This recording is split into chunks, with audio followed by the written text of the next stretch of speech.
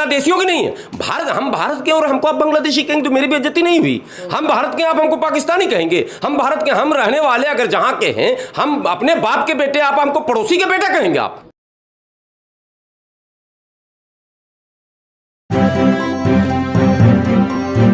Media voice, आपकी आवाज।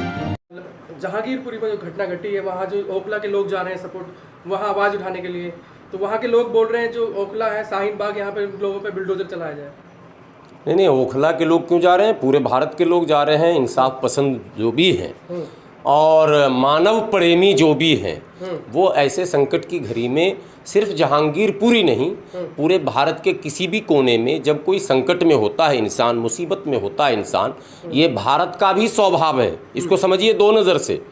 धार्मिक दृष्टिकोण से यदि कहेंगे तो इस्लाम भी इसका आदेश देता है कि कहीं इंसान अगर मुसीबत में है तो आप उसकी मदद कीजिए।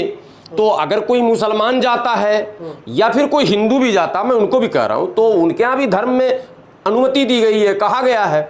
लेकिन भारत का अपना एक स्वभाव है कि यदि मानवता संकट में है तो आप उसके बचाव में जाइए। एक उदाहरण समझिए, सड़क पर आप चलते होंगे, सड़क पर जब आप चलते हैं तो कोई एक्सीडेंट कर जाता है। कभी एक्सीडेंट जब करता है तो जो भी पब्लिक होती है ना, वो दौड़ पड़ती है। आज तक आपने कभी सुना है कि किसी का एक्सीडेंट सड़क पर हो और सामने वाली पब्लिक पहले उससे पूछे कि जिसका एक्सीडेंट हुआ है वो हिंदू है या मुसलमान है या सिख है या ईसाई है? जब पता चल जाएगा धर्म तब जाऊंगा। ऐसा आज तक भारत में नहीं हुआ। एक्सीडेंट किसी ने भी देखा सड़क पर, ABCD कोई भी अगर एक्सीडेंट हो गया, स्कूटर से, कार से, किसी भी चीज से, भारत का एक स्वभाव है, प्रत्येक व्यक्ति जिसकी नजर वहां जा रही है सब दौड़ पड़ता है, चलो बचाओ, और उसको बचाता है। उसके जो भी उपाय होते हैं बचाने के, अस्पताल पहुंचाना इत्यादि इत्यादि इत्यादि।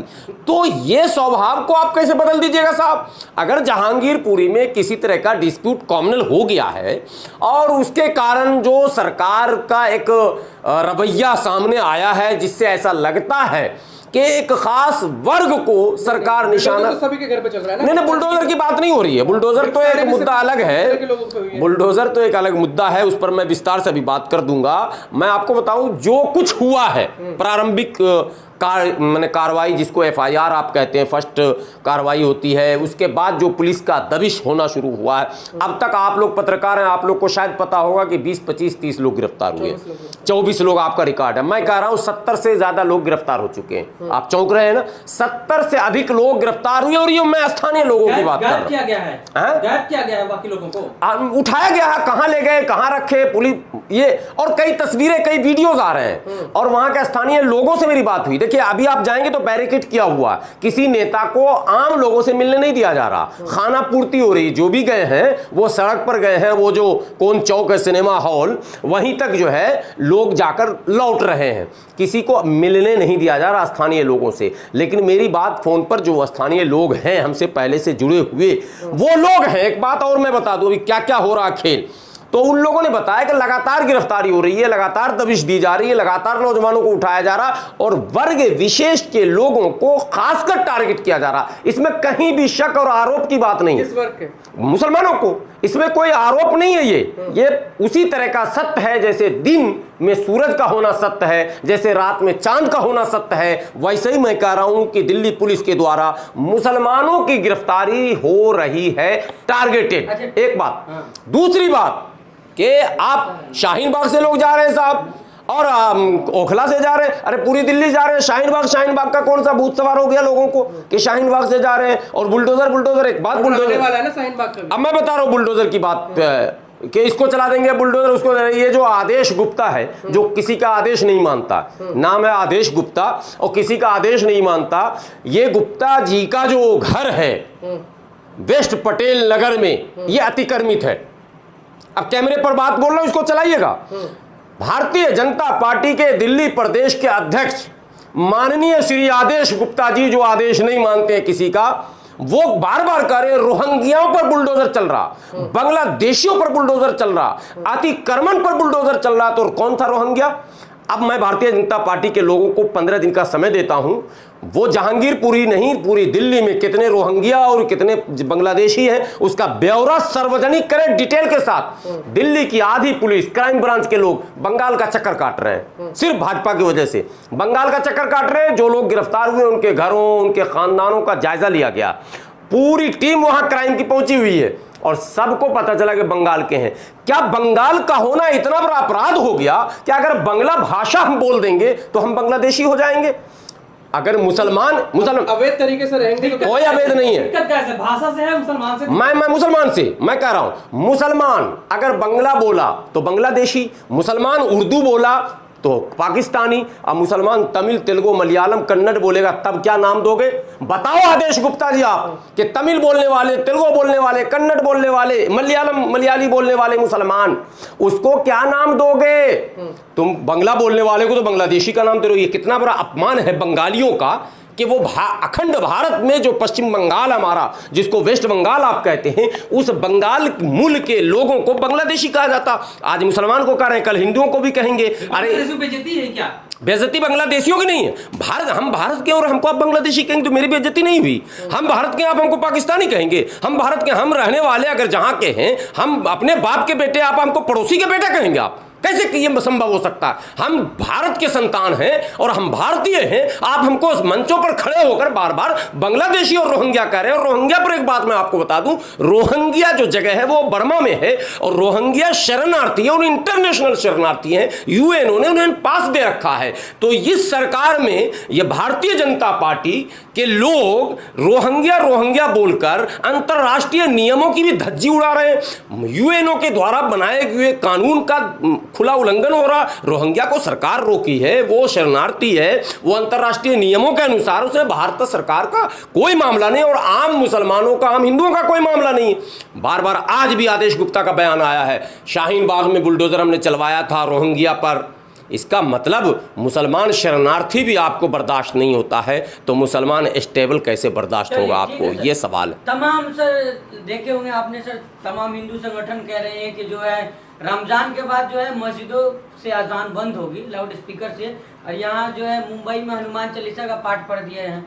देखिए उत्तर प्रदेश से एक खबर आई है। खबर से आप सभी लोगों को, जितने व्यूवर्स हैं, विशेषकर माइनॉरिटी के लोगों से मैं कहता हूं, आपको खुशी होनी चाहिए। योगी आदित्यनाथ के एक फरमान ने बहुसंख्यकों में खलबली मचा दी है। जो फरमान आया है, साउंड की सीमा को, यानी जो ध्वनि है वो सीमित दायरे में रहेगा, साउंड कंट्रोल रहेगा, उसकी एक सीमा बनाई गई है। तो सबसे पहले अभी जो खबरें आ रही हैं वो मथुरा से आ रही हैं। वहाँ के सारे बड़े हिंदू भाई हमारे नाराज़ हैं क्योंकि कृष्ण भूमि जो है मथुरा, और वहाँ जो एक ऐतिहासिक मंदिर है कृष्ण जी का, वहाँ पूरे दिन कुछ न कुछ वो चलता रहता है, भजन कीर्तन। अब वो बंद कर दिया गया, पड़ोस पड़ोस में आवाज़ उसका नहीं जा सकता है। 600 कुछ मंदिरों को नोएडा, गाज़ियाबाद के परिक्षेत्र में नोटिस कर दिया गया है साउंड को लेकर, और 200 कुछ मस्जिदों को भी नोटिस किया गया। हाँ, तो मेरे कहने का मतलब है कि अगर ये मामला है तो स्वीकार ही नहीं है, स्वागत है साथ में। ये ध्वनि को आप रोकना चाहते हैं, बिल्कुल रोकिए, लेकिन इंडिविजुअल अगर आप करेंगे कि नहीं ये बिल्कुल मन आजान ही रुकेगा, बाकी चीज नहीं रुके, ये संभव भाजपा ने तो कह रहे ना, कहने से नहीं होगा। योगी जी ने एक तमाचा मार दिया ना कि आजान के बोल से दिक्कत। भाजपा में तो यही परेशानी है कि उसके एक नेता कुछ और कहेंगे, एक नेता कुछ और कहेंगे, एक नेता कुछ और कहेंगे। एक नेता बीवी को छोड़ के भागेगा, एक नेता शादी ही नहीं करेगा, और एक नेता कहेगा 4 बच्चे पैदा करो। तो उसमें क्या कीजिएगा? ये कहता नहीं 4 अगर बच्चे होंगे तो नौकरी नहीं दूंगा, 4 बच्चे होंगे तो सुविधा नहीं दूंगा। अब सारी बात 2 आरएसएस में भेजिए, 2 सारी बात तो वही कह रहे हैं। 4 बच्चे पैदा करके 2 आरएसएस में भेज दोगे और 2 क्या कहते हैं अपने पास रखोगे तो आपके रिकॉर्ड में 2 ही बच्चे होंगे क्या? बच्चे तो 4 हो जाएंगे। तो बच्चे जब 4 होंगे तो उन बच्चों को नौकरी नहीं मिलेगी। ये उनका कहना है कि जिनके भी 2 से अधिक बच्चे होंगे पंचायत में वो चुनाव नहीं लड़ेगा, सरकारी सुविधाओं का लाभ नहीं लेगा, नौकरी नहीं मिलेगी, वो क्या कहते हैं पंचायत का चुनाव नहीं लड़ेगा, वो एमएलए एमपी नहीं बनेगा। तो ये क्या इनडायरेक्टली SC ST OBC को राजनीति से काटने, मुख्यधारा दोबारा से काटने का षड्यंत्र तो नहीं है इन लोगों का जो ये भाषण दे रहे हैं। वो लोग भाषण दे रहे हैं जिन्होंने खुद न बच्चा पैदा किया, न उनके यहाँ बच्चा पैदा करने का रिवाज है। वो तो संन्यास आश्रम के हैं, गृहस्थ आश्रम के विषय में उनको क्या पता जो वो इस तरह के उपदेश दे रहे हैं। ठाकरे भी तो धमका रहे सर। अब राज ठाकरे पे आप बार बार कह रहे हैं। अभी आप नवनीत का आपने सवाल पूछ लिया, हनुमान चालीसा पढ़ेंगे तो मातोश्री में ही जाकर पढ़ेंगे। अरे मातोश्री घर है बाला साहब ठाकरे का, मंदिर नहीं है।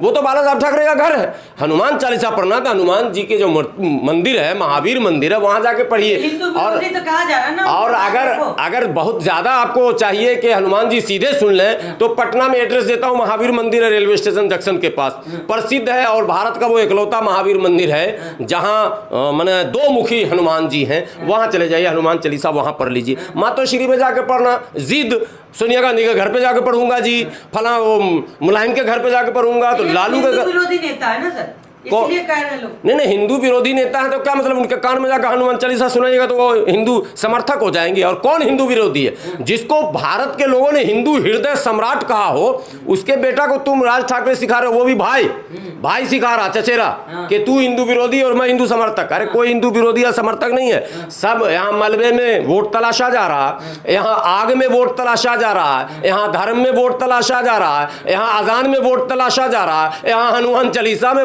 वोट ही तो तलाशा जा रहा। वोट देना बंद, राज ठाकरे को लोगों ने पूछना बंद कर दिया। पहले बाला साहब ठाकरे ने रिजेक्ट किया राज ठाकरे को, उद्धव ठाकरे को अपना उत्तराधिकारी बना दिया। उद्धव ठाकरे ने अपने बेटे को भी साथ में ले लिया कि भाई अब मेरे बाद तू है। राज ठाकरे ने देखा मेरा तो कहीं नाम ही नहीं है। राज ठाकरे ने बहुत प्रयास किया कि उत्तर भारतीयों को जोड़ लूं, लेकिन उत्तर भारतीयों को याद है कि यही वो राज ठाकरे है। तब वो हिंदू नहीं था जब उत्तर भारत के यानी कि बिहार और उत्तर प्रदेश के हिंदुओं को मार मार के भगा रहा था बिहारी और भैया कहकर। बात समझिए, जिसके कारण वहां कई संगठन बन गए, उत्तर प्रदेशीय महासंघ, उत्तर भारतीय महासंघ।